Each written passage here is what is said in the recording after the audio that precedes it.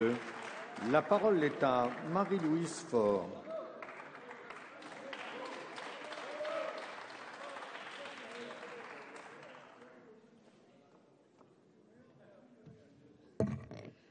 Monsieur le Président, Monsieur le Ministre, Mesdames les Présidentes des commissions des Affaires étrangères et Affaires européennes, mes chers collègues, j'aime la France, j'aime l'Europe. Depuis mes premières lectures, le journal d'Anne Frank, depuis mes leçons d'histoire tout au long de ma scolarité, jusqu'à mes travaux ici, au sein de la Commission des Affaires étrangères et des Affaires européennes sur la Turquie, la Chine, les pays émergents. J'ai vibré à l'action de Jean Monnet, sortant notre pays dévasté par la guerre pour lui ouvrir les portes de l'avenir, les 30 Glorieuses. J'ai admiré les gouvernants à l'initiative, De Gaulle, Pompidou, Giscard, Mitterrand, plus près de nous Chirac, Sarkozy et sa présence européenne en pleine crise. Tous, par-delà les clivages politiques, ont répondu aux défis, ont fait preuve de réactivité et d'ambition. Aujourd'hui, les Français, lourdement impactés par la crise, s'angoissent devant votre peu d'enthousiasme et de perspective pour ce qu'il convient de faire.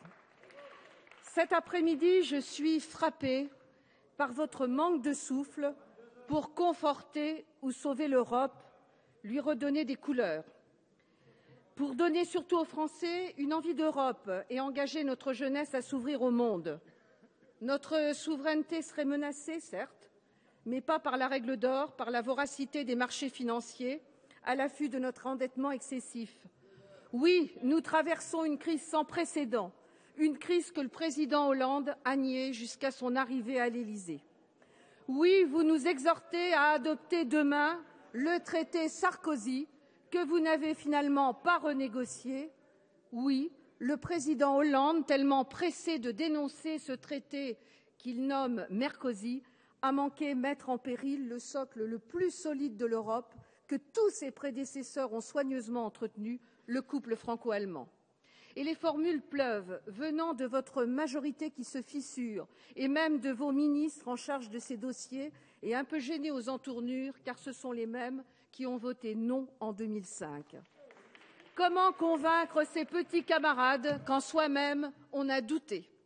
Cela relève de l'héroïsme, vu le nombre d'eurosceptiques, les Verts, une partie du Parti socialiste, le Front de gauche, sans compter l'autre côté de l'échiquier politique. Hésitation, politiquement correct sont votre credo. Très finement, Madame Guigou, présidente de la Commission des Affaires étrangères, résume très bien la situation concernant ce traité. C'est un héritage Sarkozy que nous n'aimons pas, mais s'il n'est pas voté, nous sombrerons dans la crise. Nicolas Sarkozy avait un avantage. Il avait une vision politique de l'Europe pour maintenant et pour après. Vous, c'est un vide sidérant. On supporte pourtant mieux la tempête quand on donne motif à espérer le retour du calme et du soleil. Alors, Monsieur le Ministre, je voulais m'adresser à Monsieur le Premier ministre, doit-on mettre cette absence de perspective sur le compte d'une prudence dommageable ou d'un manque d'imagination? L'incantation croissance, croissance ne suffit pas. Il faut faire rimer responsabilité budgétaire et solidarité. Aide-toi, le ciel t'aidera, dit l'adage. C'est notre capacité à définir une stratégie économique qui est en jeu. Le peuple français, comme les peuples européens, veulent s'exprimer. Quid de l'exercice de la démocratie en Europe? Comment réaliser l'harmonisation sociale et fiscale? Devons-nous continuer à subir une immigration incontrôlée, à subir une concurrence déloyale? Quid de la défense?